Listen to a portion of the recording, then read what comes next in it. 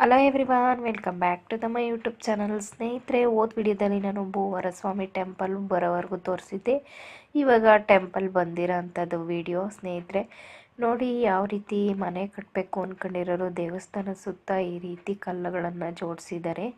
ಅದೇ ರೀತಿ ನಾವು ಸೈಟ್ ತಗೋಬೇಕು, ಮನೆ ಕಟ್ಟಬೇಕು, ನಮ್ಮ ಕಷ್ಟ ಏನಿದೆ ಬಗೆಹರಿಸ್ಕೋಬೇಕು ಅಂದರೆ ದೇವಸ್ಥಾನದ ಹಿಂಭಾಗದಲ್ಲಿ ಬಲಭಾಗದಲ್ಲಿ ಈ ರೀತಿ ಮಣ್ಣಿನ ಗುಡ್ಡೆ ಐತೆ.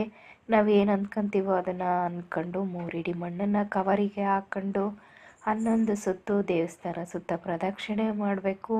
ಅದೇ ರೀತಿ ಮನೆ ಕಟ್ಟೋರು ಸಹ ಇಟ್ಕೆನ ತಗೊಂಡು 11 ಸುತ್ತು ಪ್ರದಕ್ಷಿಣೆಯನ್ನು ಮಾಡಿ, ಎಲ್ಲರಿಗೂ ಜೀವನದಲ್ಲಿ ಒಂದು ಮನೆ ಕಟ್ಟಬೇಕು ಅನ್ನೋ ಆಸೆ ಇದ್ದೇ ಇರುತ್ತೆ.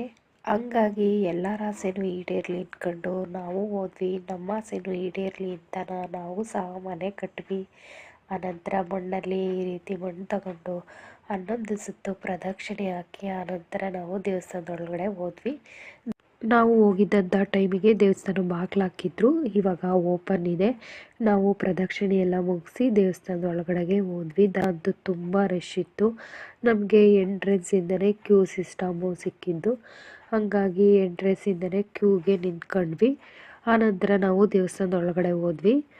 ದೇವಸ್ಥಾನದ ಒಳಗಡೆಗೆ ಹೋಗೋದಕ್ಕೂ ಮುಂಚೆ ನಾವು ಇಲ್ಲಿ ಮಣ್ಣು ತಗೊಂಡಿರೋರು ಅರ್ಚನೆ ಟಿಕೆಟ್ ತಗೊಂಡು ಅರ್ಚನೆ ಇಲ್ಲಿ ನಾವು ಅರ್ಚನೆ ಮಾಡಿಸಿದ್ವಿ. ಅರ್ಚನೆ ಮಾಡಿಸಿದ್ಮೇಲೆ ಇದು ಅರ್ಚನೆ ಮಾಡಿಸುವಂತಹ ಸ್ಥಳ. ಆನಂತರ ನಾವು ದೇವಸ್ಥಾನದ ಒಳಗಡೆ ಹೋಗಬೇಕು. ನಮಗೆ ಗೊತ್ತಿರಲಿಲ್ಲ, ಫಸ್ಟೇ ನಾವು ಹೋಗಿ ದೇವ್ರ ದರ್ಶನ ಮಾಡ್ಕೊಂಬಂದು ಆನಂತರ ನಾವು ಅರ್ಚನೆ ಮಾಡಿಸಿದ್ವಿ. ನೀವು ಸಹ ಏನಾದರೂ ಫಸ್ಟ್ ಟೈಮ್ ಹೋದರೆ ಫಸ್ಟು ಅರ್ಚನೆ ಮಾಡಿಸಿ ಆನಂತರ ದೇವ್ರ ದರ್ಶನ ಮಾಡಿ. ನಾವು ಈ ರೀತಿ ದೇವ್ರ ದರ್ಶನ ಮಾಡಿದ್ವಿ. ನೋಡಿ, ಇವಾಗ ನಾವು ಏನು ಅಂದ್ಕೊಂಡಿರ್ತೀವೋ ಅದನ್ನು ಅಂದ್ಕೊಂಡು ದೇವ್ರ ಮುಂದೆ ಆ ಕವರ್ನ ಕಟ್ಟಬೇಕು. ಅದೇ ರೀತಿ ದೇವಸ್ಥಾನದ ಆಪೋಸಿಟ್ಟು ಭೂದೇವಿ ದೇವಸ್ಥಾನ ಐತೆ, ಅಲ್ಲೂ ಹೋಗಿ ಪ್ರದಕ್ಷಿಣೆ ಹಾಕಬೇಕು.